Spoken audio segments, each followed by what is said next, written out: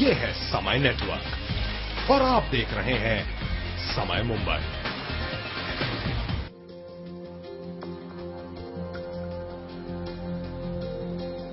तेल माफियाओं पर शिकंजा कसने के लिए मुंबई पुलिस ने शुरू किया अभियान। मुंबई में जगह जगह पुलिस की छापेमारी, लाखों का नकली तेल बरामद। कभी भी हो सकता है चीफ विजिलेंस कमिश्नर पीजे थॉमस का इस्तीफा। चौतरफा किरकिरी के बीच सरकार का बढ़ा दबाव। सामना के जरिए फिर गरजे शिवसेना सुप्रीमो। महाराष्ट्र को बताया मुन्ने से भी ज्यादा बदनाम। प्रदेश के मुख्यमंत्री और गृह मंत्री पर साधा निशाना।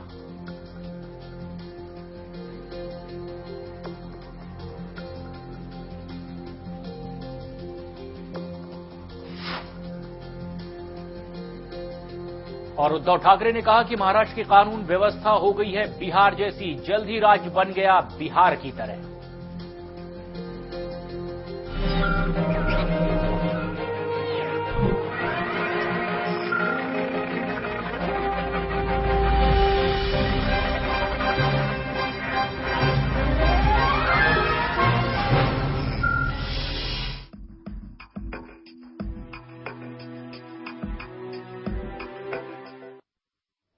सारा प्रणाम, मैं हूं प्रशांत चरहे। मनमाड़ के एडिशनल कलेक्टर यशवंत सोनवणे जो तेल माफियाओं से लड़ते हुए शहीद हो गए, उनका आज जन्मदिन है।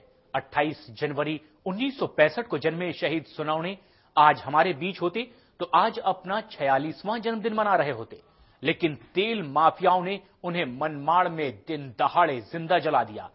इस जघन्य कृत्य से इंसानियत तो शर्मसार हुई है, साथ ही साथ पूरी कानून व्यवस्था पर भी अब सवालिया निशान खड़ा हो गया है। आज चर्चा इसी मुद्दे पर कि आखिर क्यों फैल गया है माफियाओं का मकड़जाल।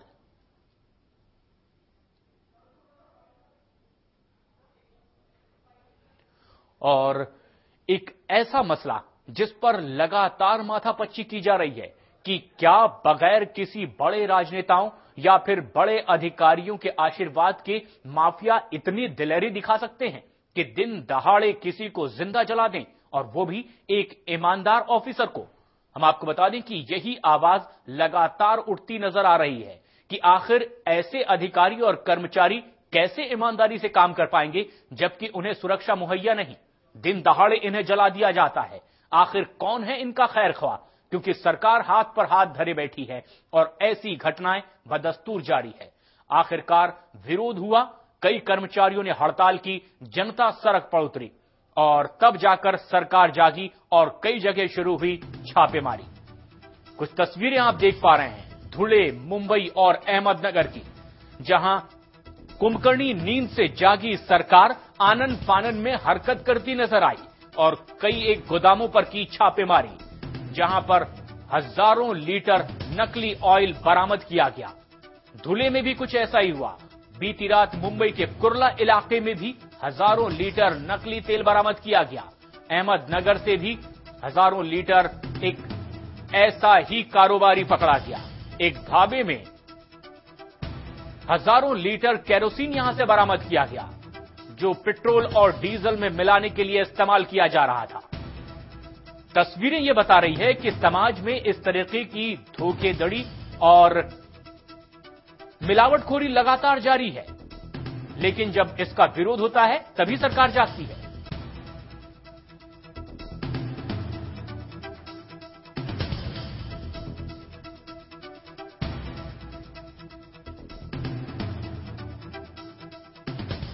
और ये वो तस्वीरें हैं जो छापेमारी के बाद निकल कर आई, लेकिन ये सब कब हुआ? जब आखिरकार एक ईमानदार ऑफिसर को अपनी शहादत देनी पड़ी। एडिशनल कमिश्नर यशवंत सोनवणे की दर्दनाक हत्या के बाद पूरे राज्य में शोक फैल गया। उनका शरीर 35 मिनट तक जलता रहा, लेकिन किसी ने आकर उनका साथ नहीं दिया और जलाने वाले तमाशबीन बने लगातार उन्हें देखते रहे। एडिशनल कमिश्नर यशवंत सोनवणे को जलाने के लिए तौफीक ने ही तेल लगाया। राजेंद्र सिरसाट ने सोनवणे के साथ मारपीट की और सहयोगियों को जलाने की कोशिश की। विकास शिंदे पोपट शिंदे का बेटा है जो जलाने का आरोपी है। दीपक बोरसे ने सोनवणे को पकड़ा। सीताराम भालेराव ने तेल डालकर जलाया।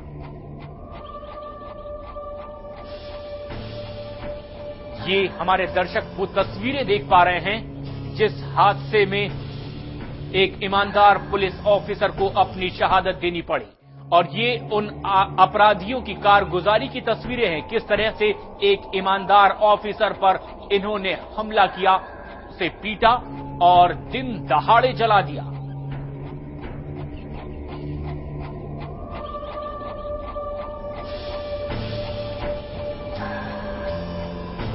ये वो तस्वीरें हैं जो सुनावने के पीए ने अपने मोबाइल कैमरे में कैद की थी, और लगातार इसी बात की आशंका के मद्देनजर इन पर यह हमला किया गया और इनकी जान तक ले ली गई। यशवंत सुनावने एक ईमानदार ऑफिसर जो लगातार इस तरह से मिलावटखोरों के खिलाफ अभियान छेड़े हुए थे, और इससे पहले भी उन्होंने अपने मोबाइल में जो तस्वीरें कैद की वो तस्वीरें आप देख पा रहे हैं, और यही वो तस्वीरें हैं जो वजह बनी सुनावने की शहादत की।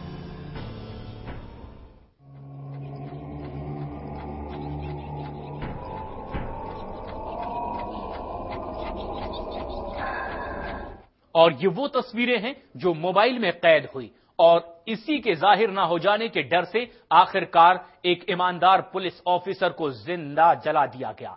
अब हम आपको बताते हैं कि किस तरीके से करोड़ों का मुनाफा कमाते हैं ये मिलावटखोर। हम आपको दिखाते हैं कि किस तरीके से हाईवेज के ढाबे पर टैंकर्स को रोककर मिलावटखोर देते हैं चोरी और मिलावटखोरी को अंजाम।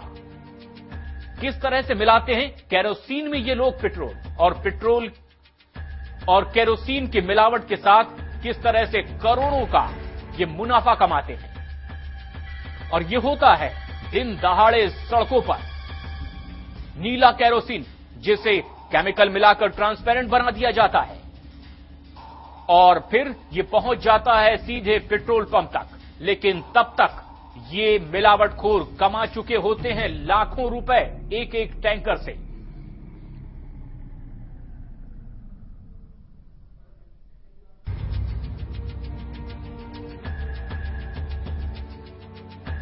और ऐसे ही मिलावटखोरों के खिलाफ पिछले कई समय से अपनी जंग छेड़े हुए हैं आरटीआई एक्टिविस्ट मोहम्मद अफजल साहब, जो इस वक्त हमसे सीधे जुड़ रहे हैं। मोहम्मद अफजल साहब, जिस तरह से हम तस्वीरों में देख पा रहे हैं कि करोड़ों का मुनाफा कमाते हैं ये मिलावटखोर, आखिर क्या ऐसी बात होती है कि सरकार नहीं जागती और ये अपनी कारगुजारी को बदस्तूर अंजाम देते रहते हैं? कई सालों से ये लड़ाई मैं लड़ रहा हूं जी, और 38,000 पेट्रोल पंप पूरे हिंदुस्तान के हैं, उनको रिप्रेजेंट कर रहा हूं मैं जी। और अनसेफ पेट्रोल सैंपलिंग प्रोसीजर को लेके एक्सप्लोजिव डिपार्टमेंट ने खास तौर पे लिखित रूप से कह दिया था कि अनसेफ पेट्रोल सैंपलिंग जिस तरीके से प्रोसीजर अपनाया गया है वो कानूनी गलत है और उसका उल्लेख हो रहा है, उल्लंघन हो रहा है कानून का, मगर कोई सुनवाई नहीं हुई। अब जब हम बात करते हैं कि अनसेफ पेट्रोल सैंपलिंग प्रोसीजर को बंद की जाए तो सवाल उठता है कि एडल्ट्रेशन को किस तरीके से रोका जाए। अब एडल्ट्रेशन को रोकने के लिए फिर मार्कर सिस्टम का पूरे दुनिया में तरीका अपनाया गया है। हमारे हिंदुस्तान में भी वो मार्कर सिस्टम को लाया गया था, मगर किसी तरीके से वो उस चीज को विड्रॉ किया गया। और उसके बाद आप देखेंगे नासिक में जो हादसे हुए पेट्रोल पंप में और जलना डिस्ट्रिक्ट में हुए, पूना में हुआ, कितने लोग मर गए उसमें। बिल्कुल।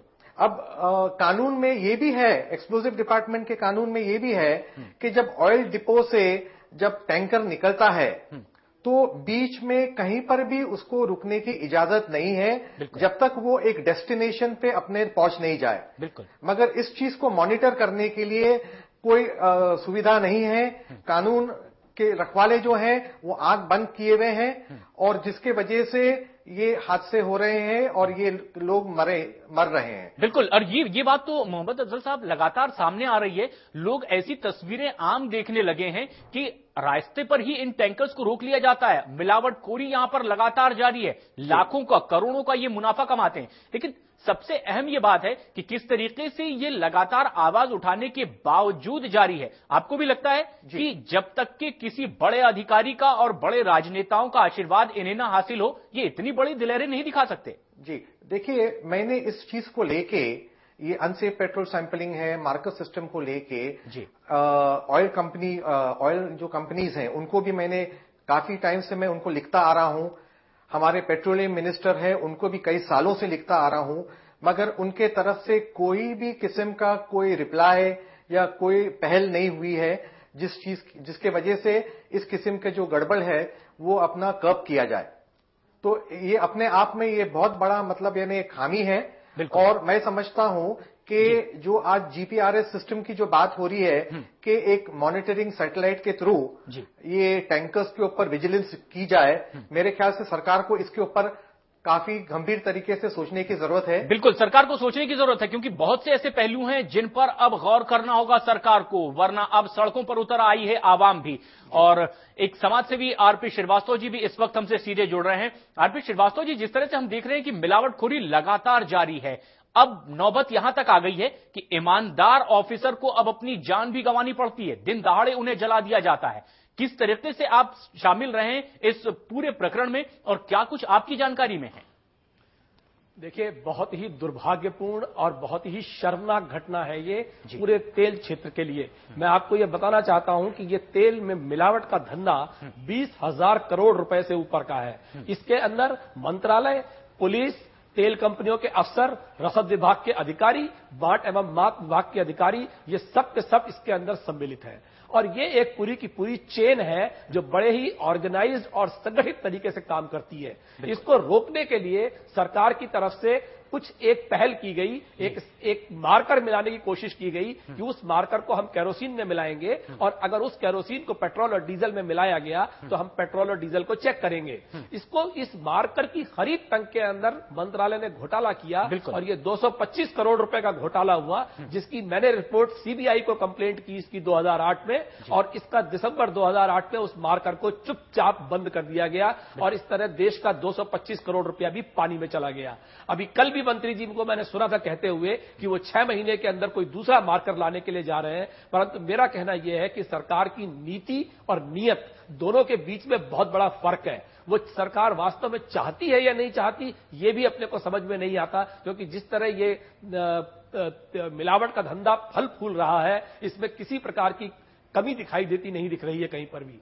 और ज्यों-ज्यों पेट्रोल और केरोसिन के दामों के अंदर फर्क बढ़ता जा रहा है, जैसे कि अब केरोसिन 12 रुपए लीटर है और पेट्रोल 65 रुपए लीटर है, वो इतना बड़ा डेल्टा उसके बीच में है कि मुनाफाखोरों के लिए ये बिल्कुल एक जिसको कहते हैं बना बनाया एक इंसेंटिवाइज्ड करप्शन जो है वो मौजूद है यहां पर जी। और इसलिए इसको कर्ब करने के लिए बहुत सख्त कदमों की जरूरत है और सबसे पहली जरूरत यह है कि जो तेल के डिपो हैं उनके बाहर बहुत सख्त निगरानी हो, क्योंकि जो केरोसिन के टैंकर होते हैं, अभी आपने जीपीएस का जिक्र किया जो गाड़ियों पे लगता है, इन्होंने जीपीएस को पेट्रोल और डीजल के टैंकर पे लगा दिया, उस पे लगाने की क्या आवश्यकता थी? बिल्कुल, ये ऐसे बहुत से सवाल हैं श्रीवास्तव जी, ऐसे बहुत से सवाल हैं जिसका जवाब अब पूरी प्रशासनिक व्यवस्था को देना है, खासतौर पर सरकार को, राजनेताओं को देना है। एक अहम सवाल भी है सालमन, एक ऐसा केमिकल जो इसी केरोसिन में मिलाया जाता है जो पूरी तरीके से नीले से फिर ट्रांसपेरेंट हो जाता है और इसके बाद धड़ल्ले से इसे डीजल और पेट्रोल में मिलाया जाता है। सबसे अहम घटनाक्रम यह हुआ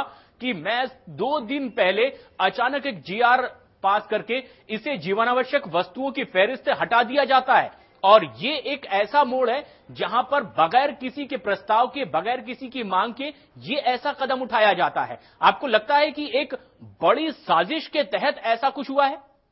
बिल्कुल बिल्कुल आपकी सही बात है, ये बिल्कुल साजिश है और मुझे ये तक पता चला है कि इसके लिए एक बहुत भारी रकम जो है वो मंत्रालय को दी गई है, अधिकारियों को दी गई है और मंत्रियों को दी गई है, जिसके लिए ये परिवर्तन किया गया। ये बिल्कुल घातक परिवर्तन है और इससे तो एक तरीके से खुली छूट मिल जाती है तेल में मिलावट करने के लिए। तेल में मिलावट करके केरोसिन, ये जनता के स्वास्थ्य के साथ में, एनवायरनमेंट के साथ में ये खुला खिलवाड़ है, क्योंकि जो केरोसिन है वो अनबर्न्ड रहता है, गाड़ियों को खराब कर देता है, एनवायरनमेंट को खराब करता है और हमारी आने वाली जनरेशन जो है वो इसके दुष्प्रभावों से मुक्त नहीं। बिल्कुल, ये जनरेशन भी इसके दुष्प्रभावों से मुक्त नहीं रह सकती और अपने दर्शकों को हम उस जीआर की कॉपी इस वक्त दिखा रहे हैं, किस तरीके से ये कॉपी यहां पर सामने आई है जिसमें यह आदेश पारित किया गया है। तस्वीरें हमारे दर्शक देख पा रहे हैं उस जीआर की कॉपी की जिसमें यह आदेश दिया गया है।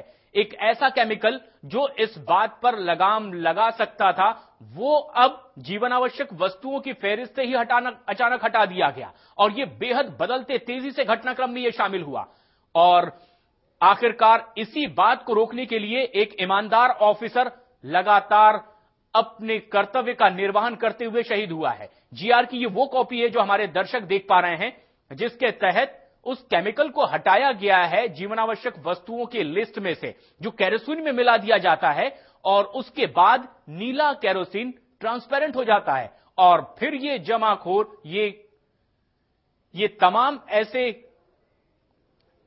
ऐसे व्यापारी जो इस तरह की कालाबाजारी को अंजाम देते हैं, वो फिर अपना काम धड़ल्ले से कर पाते हैं। हमारे साथ मोहम्मद अफजल साहब लगातार बने हुए हैं। मोहम्मद अफजल साहब, आप लगातार इस लड़ाई को लड़ते रहे, किस तरीके की सैंपलिंग प्रोसेस होनी चाहिए, किस तरीके से ये डिपो से निकलकर पेट्रोल पंपों तक पहुंचना चाहिए, क्या उसके लिए कायदे बनाए गए हैं, बीच में कहीं पर भी टैंकर रुकना नहीं चाहिए, इसके अलावा भी बहुत से कायदे हैं। लेकिन एक अहम सवाल ये कि ये सालवन तो लगातार मिलाया जाता रहा है, क्या कभी इस पर सरकार की नजर जाती नहीं? और अब ऐसे घटनाक्रम में जबकि इसे लिस्ट से हटा दिया गया है, आप मानते हैं कि एक बड़ी साजिश है ये बिल्कुल, ये बहुत बड़ी साजिश है और हम लगातार इसके पीछे लगे हुए थे और सरकार से और पेट्रोल मिनिस्ट्री से संपर्क बनाए रखे थे। मगर सवाल ये उठता है कि उनके तरफ से इतने सालों में एक बार भी उन्होंने रिस्पॉन्ड नहीं किया जी। ये बहुत बड़ा सवाल है कि आम जनता मरती जाए मगर कोई वहां से हिलने को तैयार नहीं है, किसी किस्म का एक्शन नहीं हो रहा है और किसी किस्म का रिस्पांस भी नहीं दिया जा रहा है इस चीज को लेके। जी बिल्कुल, ये सबसे अहम सवाल है। श्रीवास्तव जी हमारे साथ लगातार बने हुए हैं। श्रीवास्तव जी, जिस तरह से एक ये बड़ा मसला है, बड़े पैमाने पर आप खुद गुहार लगा चुके हैं मंत्रालय से लेकर इन मंत्रियों तक के, बावजूद उनके इन कान पर जू नहीं रेंग रही। सबसे अहम सवाल है जो जनता खड़ा करने लगी है, सीधे तौर पर अब जनता भी ये आरोप लगाती है कि बगैर राजनेताओं के आशीर्वाद पाए ये इतनी बड़ी दिलेरी से तो इस तरह की घटना को अंजाम नहीं दे सकते। क्या आपको भी ऐसा ही कुछ लगता है? बिल्कुल, मैंने आपसे सबसे पहले जब मैंने शुरुआत की उसी समय मैंने कहा कि इसमें पॉलिटिशियंस, राजनेता, मंत्रालय के अधिकारी, तेल कंपनियों के अधिकारी, रसद विभाग के अधिकारी, पुलिस अधिकारी, ये सब के सब इसके अंदर शामिल हैं। ये जो व्हीकल मैनेजमेंट ट्रैकिंग सिस्टम है वो उसको इतनी सख्ती से लागू होना चाहिए कि गाड़ी डिपो से निकलने के बाद कहीं नहीं रुकनी चाहिए और सीधा सप्लाई पॉइंट पर जानी चाहिए। एक बात मैं जो आपको और बताना चाहूंगा कि आपने अभी कल जो कई कंपनियों के विजुअल्स दिखाए गए हैं उसमें आपने देखा होगा कि हिंदुस्तान पेट्रोलियम की एक गाड़ी दिखाई गई है जो उनके ब्रांडेड फ्यूल जिसको क्लब एचपी बोलते हैं उस गाड़ी के साथ में खिलवाड़ करके उसमें से वो तेल निकाल करके मिलावट की जा रही थी। इस तरह के जो कंपनियों के जो खुलेआम सामने आ रहे हैं, इन कंपनियों के उच्च अधिकारियों के खिलाफ भी बहुत सख्त कार्रवाई की जानी चाहिए, जिससे ये पता लगे, जनता में संदेश जाए कि वास्तव में सरकार जो है वो इस बारे में कुछ जागरूक है और चाहती है कि कुछ करे। बिल्कुल, ये सबसे अहम सवाल है कि आखिर बार बार गुहार लगाई जा रही है, बावजूद उसके उसी धड़ल्ले से यहां पर मिलावटखोर अपनी कारगुजारी को अंजाम देते हैं। श्रीवास्तव जी और मोहम्मद अफजल साहब, आप लगातार हमारे साथ बने रहें। इस खास पेशकश में हम यही पड़ताल करेंगे कि आखिर क्या है इसकी वजह कि लगातार तेल माफियाओं का मकड़जाल फैलता ही जा रहा है। फिलहाल एक छोटा सा ब्रेक, आप बने रहें हमारे साथ।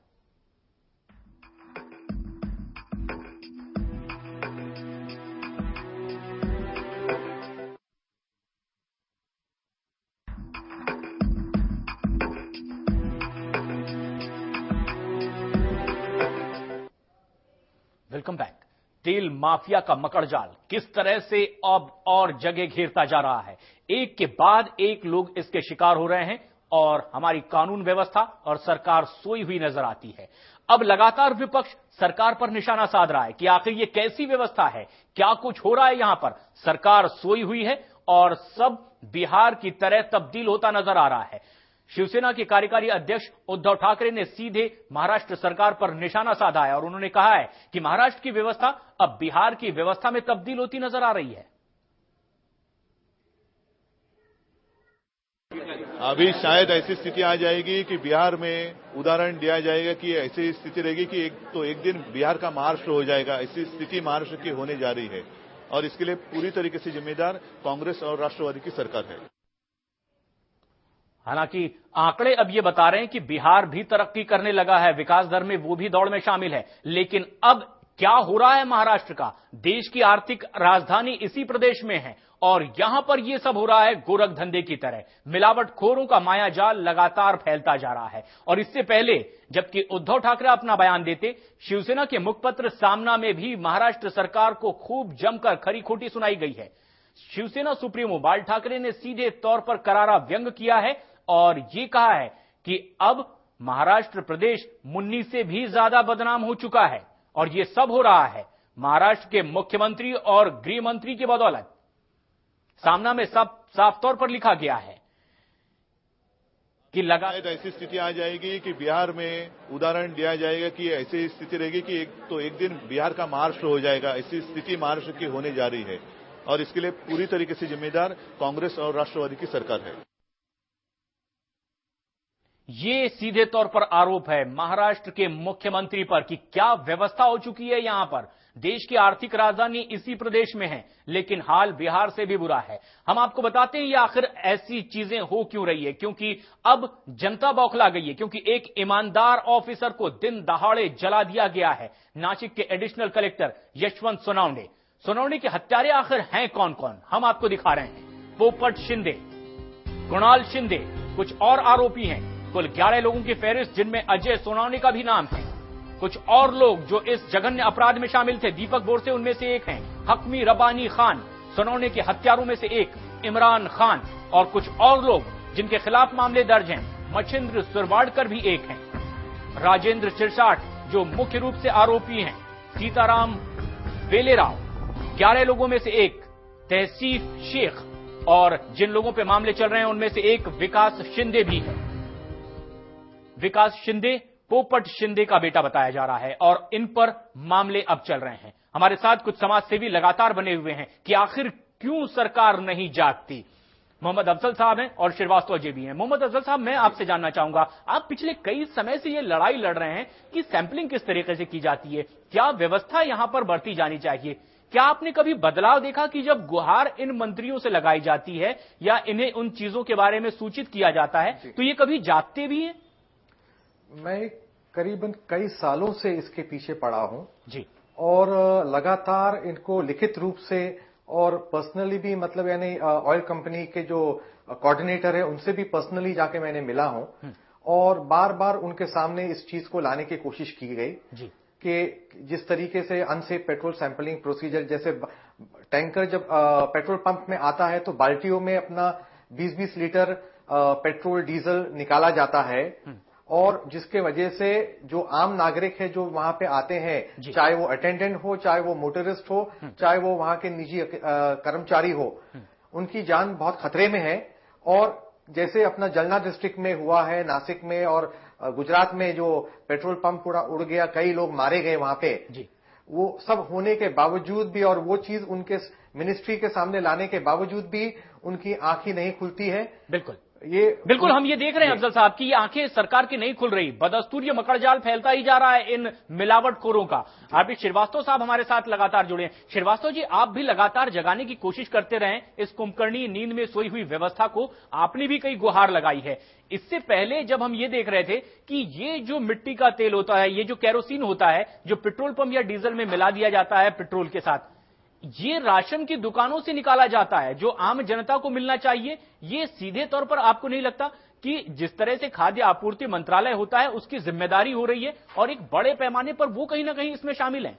जी, मैं आपको कुछ आंकड़े बताना चाहूंगा कि जो सरकार की अपनी एजेंसी है जिसका नाम है NCEAR, national economic applied research, जो इनकी कमेटी है, उसने पाया है कि 38% केरोसिन मिलावट के काम के लिए निकाल दिया जाता है। और वो केरोसिन वही केरोसिन है जो जनता के इस्तेमाल में आना चाहिए, यानी PDS system, public distribution system के द्वारा वो जनता को मिलना चाहिए। आप अपनी जब भी गाड़ी लेकर के कहीं भी निकलते हैं या कहीं भी जाते हैं तो आप देखेंगे लोगों की लंबी लंबी कतारें बर्तन लगा करके शासन की दुकानों के बाहर खड़ी रहती हैं। जो गरीब लोग 1 लीटर 2 लीटर केरोसिन लेने के लिए वहां पे दिन दिन भर खड़े रहते हैं, उस केरोसिन को पिछले दरवाजे से निकाल करके और पेट्रोल और डीजल में मिला करके जनता के साथ खिलवाड़ किया जाता है। बिल्कुल श्रीवास्तव जी, ये तो जनता के साथ खिलवाड़ है ही। और ये PDC सिस्टम के तहत जिस तरीके से साफ तौर पर आम जनता तक जो यहां पर केरोसिन पहुंचना चाहिए, सबसे पहली बात यह कि बड़ा यहां पर सब्सिडी सरकार देती है इस केरोसिन में, और ये दोहरी कमाई कमा लेते हैं। एक तो सब्सिडी वाला केरोसिन इन्हें मिल जाता है, और फिर पेट्रोल या डीजल जैसे महत्वपूर्ण और महंगे ऊर्जा के स्रोत में ये इसे मिलावट करते हैं। यानी सीधे तौर पर बड़े पैमाने पर यहां पर ये एक फायदा कमाने की कोशिश है, और निश्चित रूप से इसमें कुछ लोगों के आशीर्वाद से ये सब कुछ हो रहा होगा। जी, ये सरकारी खजाने की खुली लूट है। 1 लीटर केरोसिन के ऊपर सरकार 19 रुपए 70 पैसे की सब्सिडी देती है, और उस केरोसिन को ये लोग पेट्रोल में मिला करके 63 रुपए भाव में पेट्रोल और 42 रुपए के भाव में डीजल बेच करके एक बहुत मोटा मुनाफा कमाते हैं। आपको ये बता दूं कि देश में टोटल 39,000 पेट्रोल पंप हैं, जिनमें से 70% पेट्रोल पंप राजनेताओं, उनके बच्चों, उनके भतीजों, उनके भाइयों या उनके परिवार के ही किसी आदमी के हैं। जो आपने सबसे पहले बात कही कि इसमें राजनेताओं का हाथ है, वो मैं किसी पार्टी विशेष का नाम नहीं लेना चाहूंगा, उसमें सब पार्टियों के लोग शामिल हैं, और उनके ही परिवार के लोगों के पास में 70% पंप है। आप सोच सकते हैं कि इसके बारे में किसी भी लड़ाई लड़ने वाले को कैसे सरकार जो है वो जीतने देगी, या किसी भी तरीके का कोई सुधार करने की गुंजाइश इसमें बाकी बचती है। बिल्कुल श्रीवास्तव जी, और यही अहम सवाल भी खड़ा हो रहा है कि आखिर इन तेल माफियाओं का, इन मिलावटखोरों का यह मकड़जाल फैलता जा रहा है। जिस तरह से श्रीवास्तव जी बता रहे हैं, पिछले कई समय से इसी मसले पर सोई व्यवस्था को जगाने की कोशिश में ये जुटे हुए हैं। जितने भी हिंदुस्तान में पेट्रोल पंप है, 70% से ज्यादा राजनेताओं के या फिर उनके परिजनों के नाम पर ये पेट्रोल पंप हैं। आखिर कैसे जागेगी ये व्यवस्था?